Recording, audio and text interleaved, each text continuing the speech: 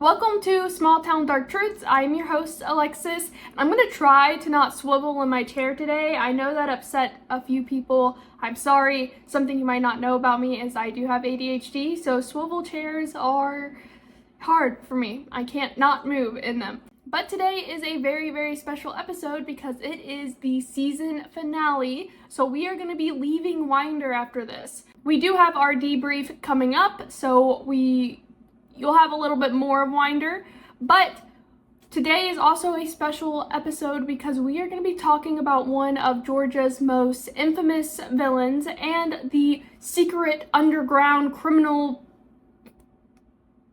thing that happened between the 60s and the early 90s. It is called the Dixie Mafia. Some people might have heard about that, but some people might have not. And we are going to be talking about that today, and especially one of the specific members that played a huge part in the Dixie Mafia. But let's move on with the crimes and cases today.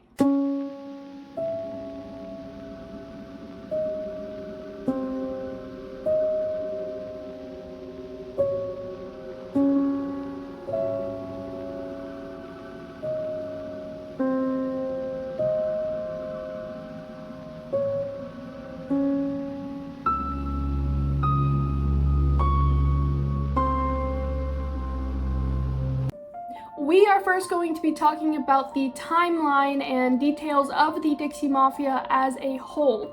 Now, to understand the Dixie Mafia, you have to start before it even had its name. There were no bosses, no meetings in back rooms, and no grand criminal vision. What existed instead was a small group of men spread across the rural South, quietly learning how to blend into the system and sometimes break it without attracting attention.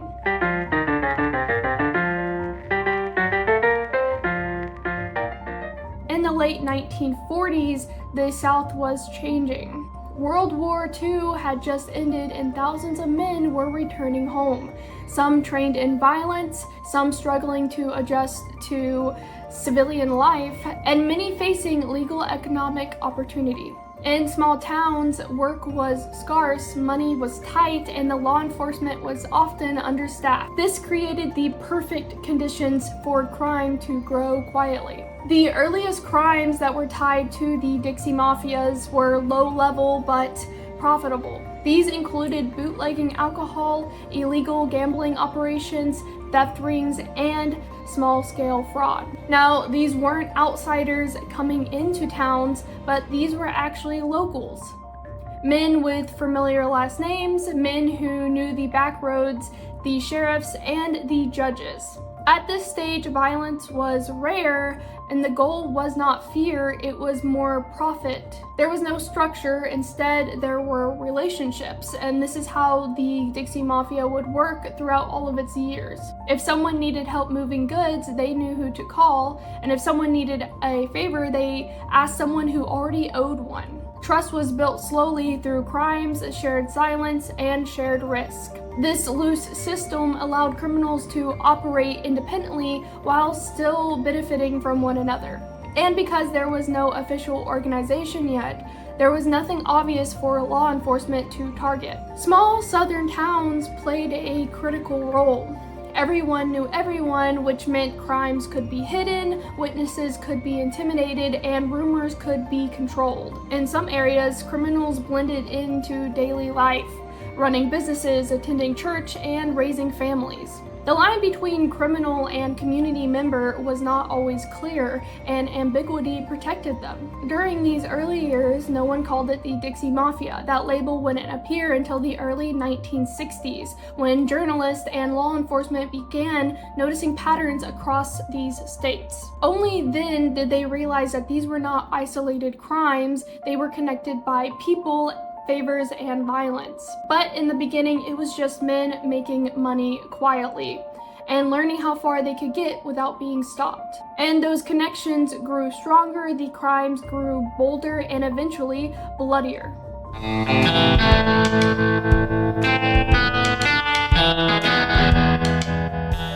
In the early early 1960s, something had changed. The crimes themselves weren't new. Gambling, theft, fraud, those had been happening for years. What was new was how often the same names, faces, and methods kept appearing in different towns. And that's when the law enforcement and journalists started using the name Dixie Mafia. Not because it was a real organization, but because there was no other way to describe what was happening. Across Georgia, Alabama, Mississippi, and Florida, investigators started noticing similarities. The same criminals showing up in multiple cases, crimes connecting through friends, relatives, and associates, witnesses suddenly refusing to talk, and evidence disappearing or going missing. On paper, those looked like separate crimes, but behind the scenes, they were all connected by favor trading, shared profits, and mutual protection. During this period, crime stopped being supplemental income. For many involved, it became a full-time occupation. Operations expanded into large-scale illegal gambling, insurance fraud through staged fires, loan sharking with violent enforcement, and armed robberies across country lines. Criminals learned that moving between towns and even states made it harder to track. And because there was no centralized structure, arrests didn't disrupt the wider network. This era also marked a turning point in corruption. In some communities, local officials would look the other way. Tips about raids were leaked, and charges quietly disappeared. Sometimes corruption was active, other times it was just silence. Either way, it worked, and people learned quickly that cooperating with authorities could make you a target, and not just for criminals, but socially.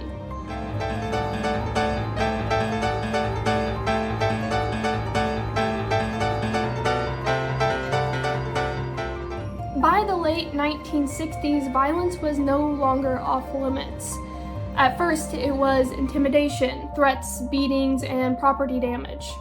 But it escalated and became a tool, and so did assault and eventually murder. These weren't impulsive killings, they were calculated, designed to silence witnesses, settle debts, and send a message. Bodies began turning up in remote areas, places chosen specifically to delay discovery. Law enforcement struggled for several reasons. Crimes that crossed jurisdiction, witnesses feared retaliation, there was no leader to arrest, and local pressure discouraged cooperation. Each arrest looked isolated, but the network kept functioning.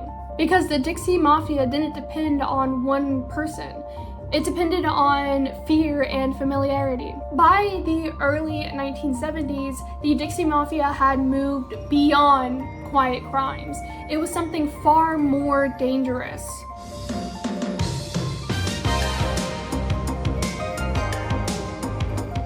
And with that shift came national attention and even federal investigation. That means that the Dixie Mafia no longer operated quietly in the background. The crimes had grown too violent, the connections too obvious, and the body count too high to ignore. This was the era where the Dixie Mafia reached its peak and when the fear became one of its most powerful tools. During this period, violence stopped being the last resort and it became part of the operation. Contract killing, witness silencing, retaliation for unpaid debts, and eliminating rivals. Unlike traditional organized crimes, these murders weren't hidden behind layers of hierarchy. They were often carried out by people who knew the victims personally, friends, associates, and even family. That made the betrayal more brutal. As killings increased, so did a pattern that investigators would come to realize. Bodies were found in wooded areas, along dirt roads, in creeks and rivers and isolated farmland. These locations weren't random, they were chosen because they would delay discovery, destroy evidence, and made investigation harder, especially for small and understaffed departments. In some cases, by the time that the body was found, critical evidence had already been gone. Another major shift in this area was mobility. Criminals didn't just stay in one town, they would move between Georgia, Alabama, Mississippi, Florida, and the Carolinas. This made it nearly impossible for law enforcement to see the full picture. A robbery in one state, arson in another, and murder somewhere else, and eventually they looked unrelated. Together, though, they did form a pattern. In small towns, cooperation didn't just risk your safety, it risked your family, your job, and your reputation. And everyone knew someone who had talked too much. The silence allowed the violence to continue, and so did that fear. By the late 1970s and 80s, the federal government could no longer ignore what was happening. The FBI, ATF, and federal prosecutioners began connecting cases across jurisdictions.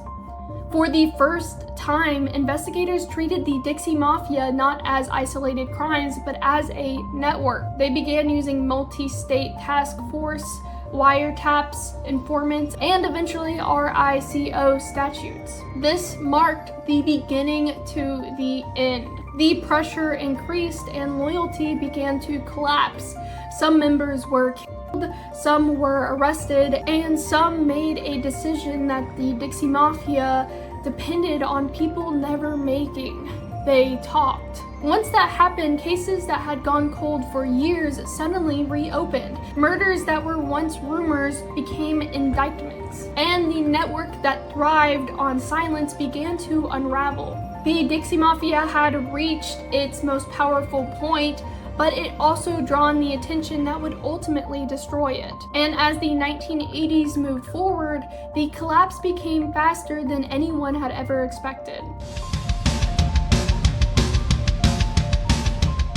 By the late 1980s, the Dixie Mafia was no longer expanding. It was fracturing. Federal pressure had changed the landscape. Witnesses were cooperating, and long-protected secrets were now starting to surface. What was once operated quietly in the background was now exposed to daylight, and it couldn't survive there. The end didn't come all at once, it came in pieces. Some members were arrested and sentenced to long prison terms, and others were killed by rivals, associates, and the same violence that they relied on for years. And many simply disappeared from the public eye, fading back into ordinary life. Without trust, the network couldn't function.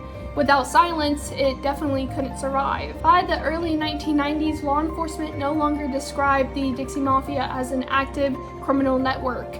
It was now a historic one. But even after it collapsed, the damage remained. Unsolved murders, families without answers, small towns shaped by fear long after the crimes ended, and perhaps most importantly, individual figures whose names continued to surface long after the network itself fell apart. The Dixie Mafia never had a boss, but it did have figures who stood out, men repeatedly linked with different extreme violences, intimidation, and murder, and men whose story would come to define the darkest side of that era. And one name kept appearing again and again.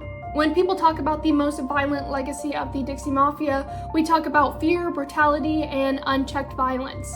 One name is impossible to avoid though, and that name is Billy Sunday Birt, leaving a trail of blood that would make him one of the most notorious figures connected to the Dixie Mafia name. Now, Billy Birt was the guy of the Dixie Mafia, especially in Winder, Georgia.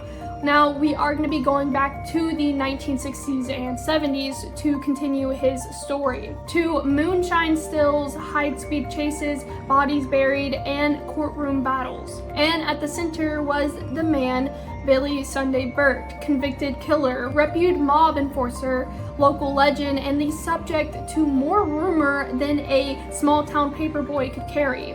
The story isn't just crime. It's a story of closed circuits, bootleggers who learned to move goods fast, fences who learned to move goods faster, and men who learned to enforce silence when deals went wrong. In the post-Prohibition South, moonshine was economy. It financed farms, filled wallets, and created a class of criminal expertise. Some of those operators moved beyond liquor and into auto theft, burglary, fencing stolen goods, and necessary violence. And like I said before, the Dixie Mafia was not a formal one-ring family like you see in the movies. It was looser. Networks of criminals who swapped favors, shared customers, and sometimes, when debt got too big or a secret got out, resorted to murder. These networks could be fluid, mobile, and terrifyingly effective. And that's where Billy Sunday Birt enters the story, born and raised in Winder, Georgia. The accounts that survive portray a man that was both local and mobile. The sort of figure who could move from a wrecker lot to a murder scene without leaving history much time to catch up. Billy Birt acquired a reputation the way that wildfire acquires smoke, quickly and impossible to ignore. Court records and news reportings from that era show that Birt was convicted in connection with multiple crimes and murders from the early 1970s, including a high-profile Winder area killing of a man connected to local moonshine networks. He was tried, convicted, and sent to prison, and he died in custody in 2017. These are facts, but what surrounds them is clouds of stories. Witnesses later told news reporters and authors that Birt's hands were in many more crimes than the court record could prove. Locals speak of men disappearing, graves hidden in creek beds, of cars burned, and alibis manufactured. So what did investigators actually prove in court? In the mid to early 70s, Birt was tried in cases that involved violent killings in and around Winder and neighboring counties. These included disappearances, arson, and killings whose brutality suggested more than the street-level thuggery. Let me walk you through some of the most notable incidents often tied to that era and to Birt's orbit. I'll be careful to say what is proven and what is alleged. One of the most reported and legally significant episodes involve a Winder resident named Donald Chansey. He disappeared in 1972. Later reporting, coupled with investigations, tied Chansey's disappearance and death to men in Birt's circle. Birt would later be convicted in connection with killings around this area, and Chansey's disappearance became one of the local touchstones for the wave of violence. The full discovery timeline is complex. Rumor at the time mentioned bodies found in rural banks and creeks, and investigators later discovered remains tied to several missing people. The Chansey case is frequently cited in retrospects on the Dixie Mafia because it connects local moonshine ties to likely contract killings. In multiple incidences, businesses were burned and small town owners were found murdered. Press from the era frame these events as part of a pattern, intimidation, insurance tricks, or retaliation. Some of those fires and slayings were rumored to be connected to the Dixie Mafia tactics: burn the scene, bury the body, and chase the rest of the town. Reported discoveries over the years of bones and graves led to the legend and the fear. Again, some recoveries matched missing person cases and others remained murky. Now, how do you investigate a criminal network that's fluid, violent, and intimidating? You do it slowly, carefully, and you prepare for resistance. Local sheriffs and state investigators spent years building cases, but they faced big problems: witnesses who were scared to talk, destroyed or contaminated crime scenes, and a culture where folks expected some level of corruption and collusion. No one wanted to be that person who broke the code and ended up missing. Intimidated witnesses recant, memories fade, and defense teams can poke holes. Pattern evidence showing that the same type of vehicle, the same method, or the same signature appeared across state lines and at different crime scenes. Physical evidence when they had it. Evidence that would be routine now, like DNA testing, was not available then. That hindered prosecutions on many counts. Federal assistance. In some cases, especially sprawling crimes across state lines, federal agencies and state bureaus like the GBI provided support. Now, let's actually get into the courtroom itself where rumor met record. I'll walk you through the structure of one representative trial and then summarize the convictions and outcomes that are on the public record. Let's go over the structure of the typical Dixie Mafia era murder trial. Number 1, the grand jury / indictment. Investigators present the case and the grand jury decides whether to indict. For complicated cases, the indictment could be multi-count and involve multiple defendants. Number 2, pre-trial motions. Defense teams often push to exclude witness testimonies or to suppress evidence gathered by shoddy searches. This is where appellate fights often begin. Number 3, trial. Prosecution presents witnesses, eyewitnesses, associates who turned state's evidence, and forensic testimony, physical evidence, and narrative tying the defendant to motive and opportunity. Defense argues mistaken identity, lack of direct proof, or unreliable witnesses. Now, number 4, verdict and sentencing. For the violent murders tied to Birt's network, juries sometimes returned a guilty verdict, leading to long sentencing. Some defendants appealed to Georgia higher courts. In the appellate decision, Birt v. State of 1976, the Georgia Supreme Court reviewed trial errors alleged by the defense and affirmed conviction in critical counts. The opinion in dense legal material, but in plain terms, the court scrutinized trial procedures, witness reliability, and whether evidence had been properly admitted. The upshot, at least some convictions survived appellate review, which is why Birt ended up in long-term custody. What the trial transcripts show when you read them is a messy human story. Frightened witnesses, men with violent histories, prosecutors building circumstantial cases, and judges weighing whether the scales of justice were balanced. Birt died in prison in 2017, but the death didn't close the book. The Dixie Mafia legacy lives on in 2 strands: documented crimes and oral legacy. Documented crimes are the ones with signatures on court records, indictment, convictions, and sentences. Those are the anchors of the story, facts that you can put in the ledger. Oral memory is the other half, stories passed down from neighbor to neighbor about men who disappeared and were never found, about rivers that kept secrets, and about the way that fear silenced people. These stories are essential to understanding the local landscape, but they are also fragile. People remember differently, they embellish, they forget, and they remember what they needed to survive. That is why I am repeatedly distinguishing between allegation and conviction. If you or someone you know have any information about any unsolved cases from this era or any unsolved cases at all, contact the Georgia Bureau of Investigation or the Barrow County Sheriff's Department. Sometimes justice waits decades for a witness to decide to speak. This has been Small Town Dark Truths. I'm your host, Alexis. Thank you for listening. And don't forget to keep probing, keep questioning, because dark truths often hide where we least expect them. I will see you soon at our debrief, and I cannot wait. Bye!